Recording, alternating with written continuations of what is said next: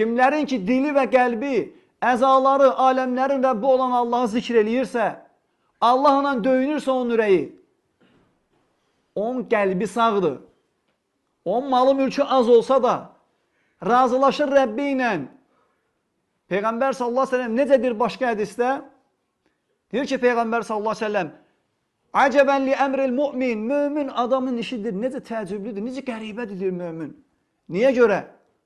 İn asabat hussarra şəkər fəkənə xayran ləh.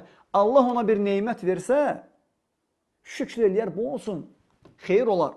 Və in asabat huddarra, Allah təala bir imtihan göndərsə, sabar fəkənə xayran ləh. Ona görə də səbir eləyər, bu da olsun, xeyir olar. Sonra deyir ki, bu yalnız mömin adam üçündür. Hər halda Allahla razıdır. Ruzu az olsa da razıdır. İmtihan gəlsə də razıdır. Bilir ki, hər bir şey Allahdandır. Allahdan görür.